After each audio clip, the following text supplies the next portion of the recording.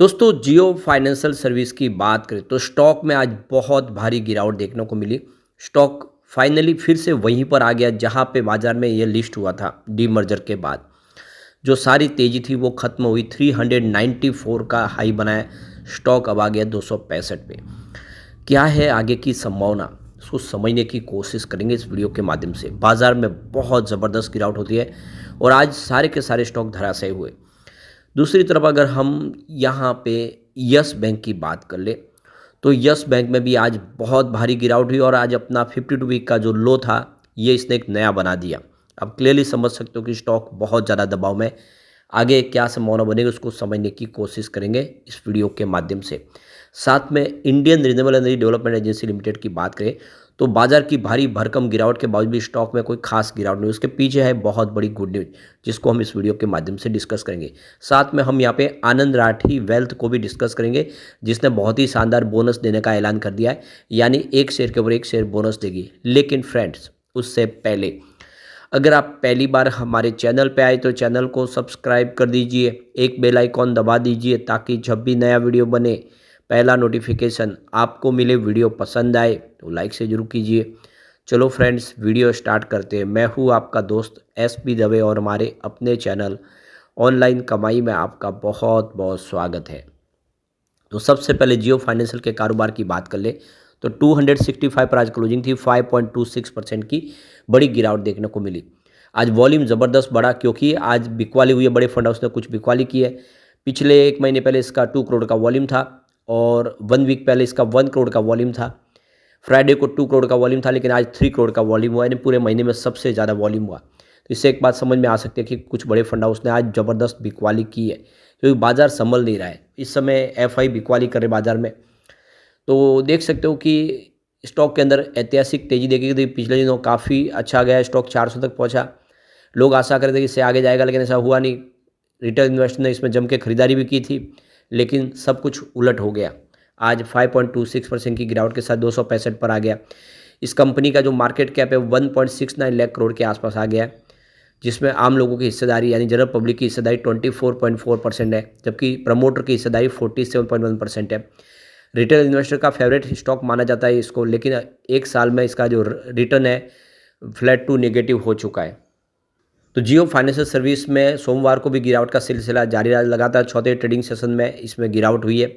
इसका 265 रुपीज़ का जो क्लोजिंग प्राइस है वो 11 महीने का सबसे निचला स्तर है। जियो फाइनेंशियल सर्विस ने आखिरी बार 13 फरवरी 2024 को 270 से नीचे कारोबार किया था। स्टॉक सेलिंग प्रेशर में है।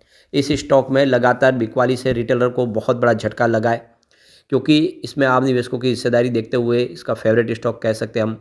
जियो फाइनेंशियल बिकवाली 2025 की तीसरी तिमाही के नतीजों से पहले जियो फाइनेंशियल सर्विस ने घोषणा की थी कि वह वित्त वर्ष 2025 की तीसरी तिमाही के नतीजे 17 जनवरी 2025 को घोषित करेगा, यानी 17 तारीख को कंपनी का रिजल्ट आएगा।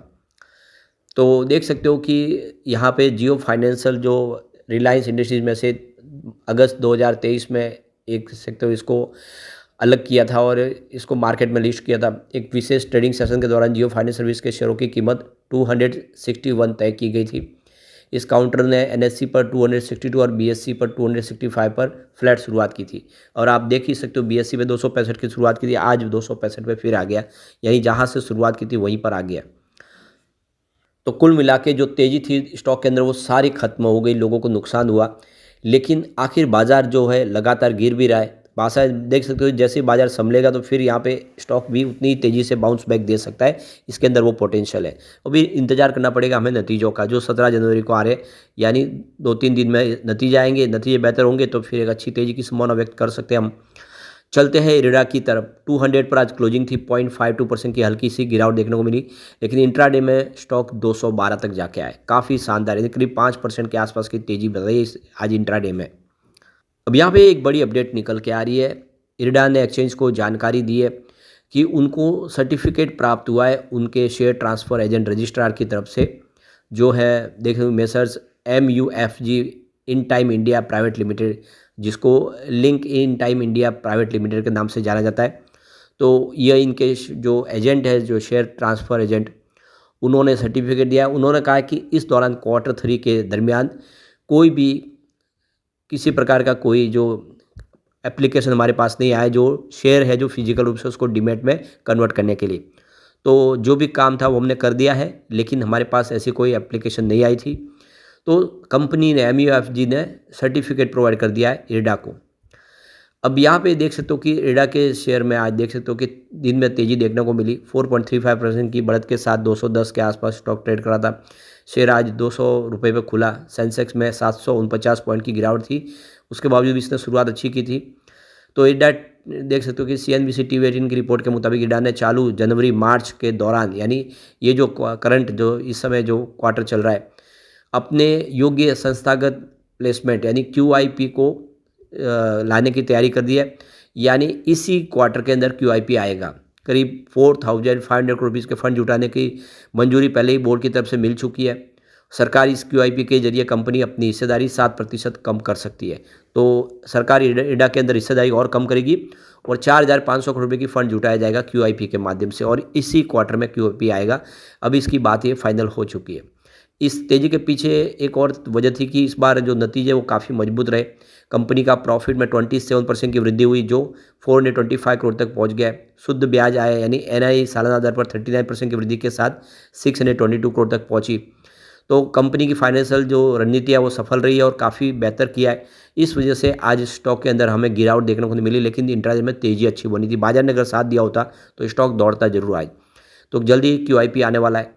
अब चलते हैं हम यस बैंक की तरफ। 17.16 पर आज क्लोजिंग थी। 4.45% की ज़बरदस्त गिरावट देखने को मिली। और अब देख सकते हो कि पिछले 6 महीनों में स्टॉक में 35% के आसपास की भारी भरकम गिरावट हुई है।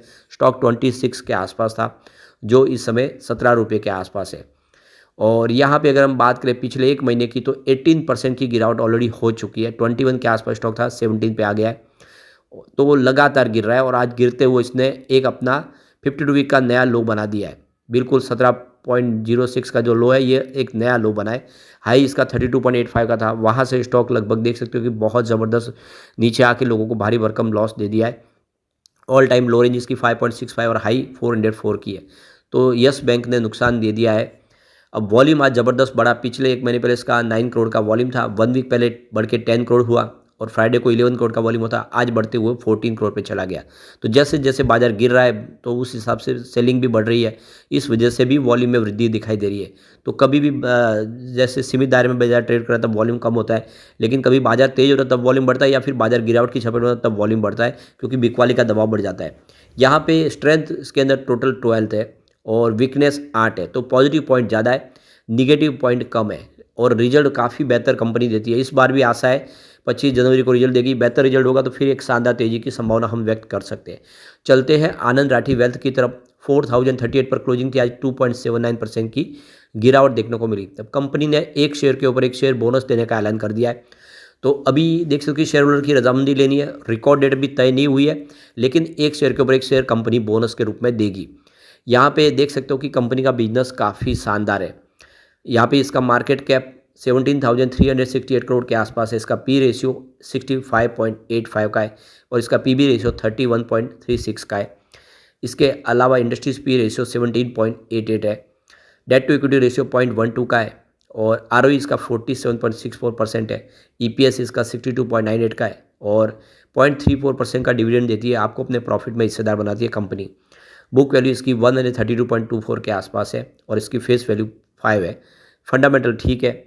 अब यहाँ पे कंपनी की रिवेन्यू की बात हो, लगातार हर साल बढ़ रहा है। 2020 में 336 करोड़ के आसपास था, जो 2024 में 752 करोड़ तक पहुँच गया। लगभग डबल से ज़्यादा हो गया है रिवेन्यू। वो लगातार हर साल बढ़ रहा है। उसी तरह से प्रॉफिट में ज़बरदस्त वृद्धि हो रही है। 2020 में मात्र 61.61 करोड़ का प्रॉफिट था, वो 2024 में बढ़ के 226 करोड़ तक पहुँच गया।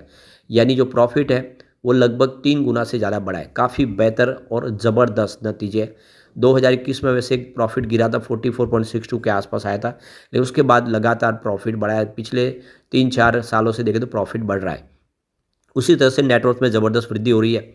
2020 में 197 करोड़ का टोटल नेटवर्थ था, जो 2024 में बढ़ के 662 करोड़ तक पहुंच गया। ज़बरदस्त जंप और नेटवर्थ भी लगभग 3 गुना बढ़ा। सबसे जो बड़ी बात है कि हर साल नेटवर्थ बढ़ रहा है और बहुत ही शानदार ग्राफ तेज़ी से ऊपर जाता हुआ दिखाई दे रहा है। वाकई में कंपनी का बिजनेस अच्छा है और अब बोनस का भी फ़ायदा मिल रहा है। लेकिन फ्रेंड्स, कोई भी इन्वेस्टमेंट करने से पहले अपने फाइनेंशियल एडवाइज़र से एडवाइस ले ले या अपना खुद का रिसर्च करें, क्योंकि मैंने वीडियो आपके एजुकेशनल पर्पज़ के लिए ही बनाया। वीडियो पसंद आए तो लाइक से जरूर कीजिए और चैनल को सब्सक्राइब कर दीजिए। Thank you friends.